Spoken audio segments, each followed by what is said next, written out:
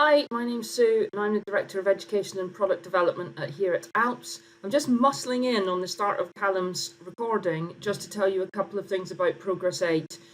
If you're expecting to see Progress 8 figures in Connect in the summer, then a couple of things just to remind you of.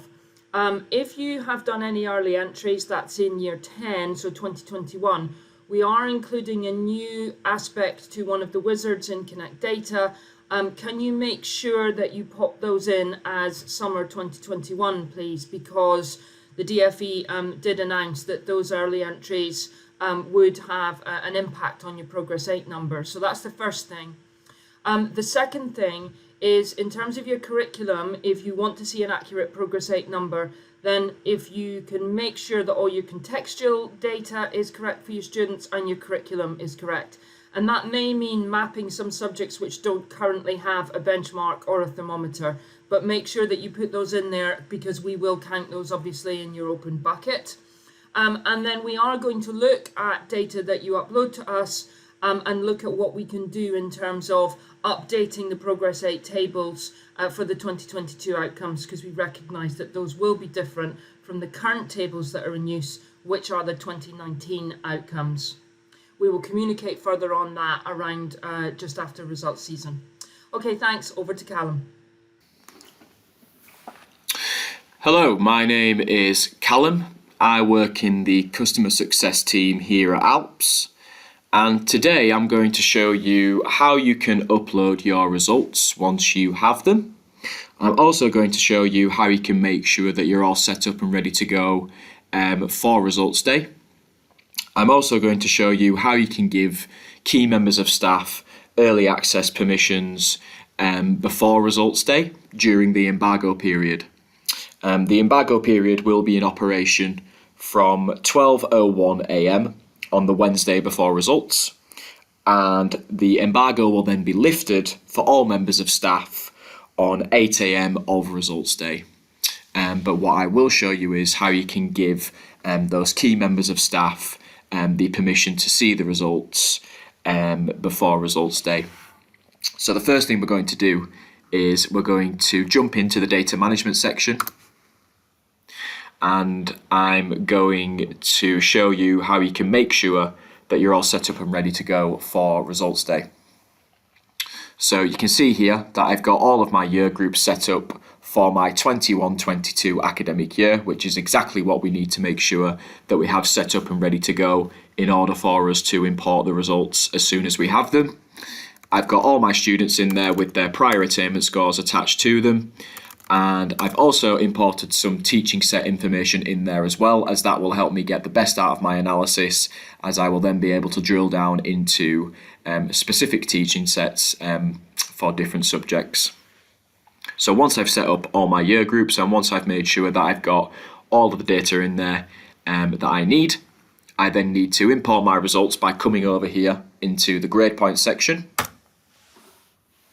And you should see an option to add exam results for the 21-22 academic year. This then opens up the exam results import wizard.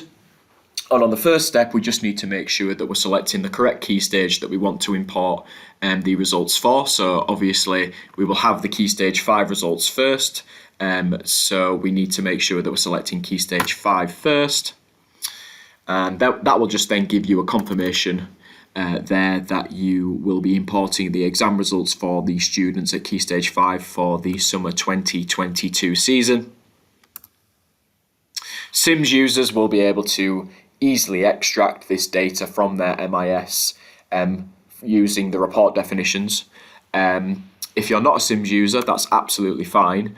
As long as you can extract your results from your MIS into Excel, then that's all that matters. Your data should look something similar to this. You need your student identification numbers, the subject and the exam result, and you can include the exam type if you wish, but you don't have to. There are 2 formats that you can choose from to import your data. Those formats being the row pair exam result or the mark sheet format. The only thing that you need to make sure of is that you're selecting the appropriate format from this step for whatever format you're using. And then once you're happy with that, you then need to go to the fourth step of the import and import your data into here. I've got my data at the ready. As you can see, I am using the row pair exam result format. So I will highlight all of that and copy it, and then come back into my import step and paste my data into the bottom box.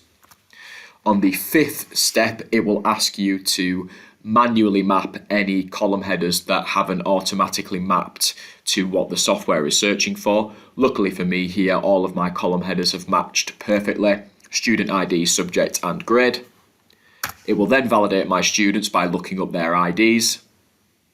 Once it's validated all of my students, it will go to the seventh step, which will ask me to manually map any subjects that haven't automatically mapped. Again, luckily for me, similar to the column header mapping step, the software has recognised all of my subject mappings here, because I have previously used these subject names before for my teaching data. So the software has recognised them and it's automatically matched them up to the appropriate subjects.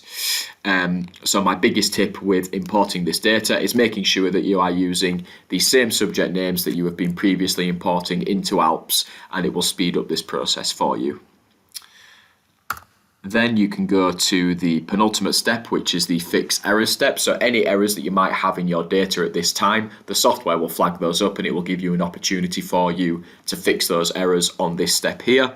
Luckily for me, I have no errors, so that's great. I can go to my final step, and once I'm happy, I can have one final check of the data, and then I can click finish. My exam results grade point will then be created for me, but there's just one final thing we need to do, and that's publish it to make it live so we can actually start looking at the data.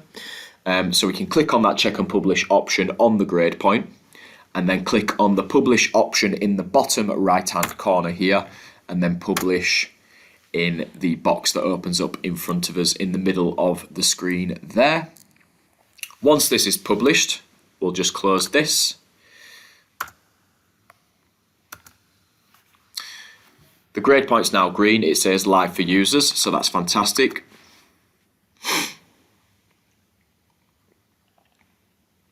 But when we jump back to the home page now, you will see that my account is currently under the embargo period. So my account doesn't currently have access to the early access permissions that you can set up for key members of staff. So to set up these early access permissions for key members of staff, all you need to do is go to the Manage Users section, and you should now see an extra column that appears there that says Early Access. And obviously the cross means that that user doesn't have the early access permissions, so that user won't be able to see the results before 8 AM on results day. But to give that user early access permissions, all you need to do is click on the edit button on the far right hand side for the appropriate account, and then go to this early access privilege toggle here and just turn it on, and then just click save, and then go back to the home page. And the final thing that the user needs to do, if they are currently logged in when you have given them the early access permissions, they will need to log out and then log back in, which is exactly what I'm going to do now. So once they log back in, the embargo will be lifted for their account, and they will be able to see those results as they now have the early access permissions granted to them. So we've logged back in, and we can now see that the embargo period has been lifted for my account, and we can now access our results in the analysis sections before 8 AM on results day, which is when every user will then be able to access the results.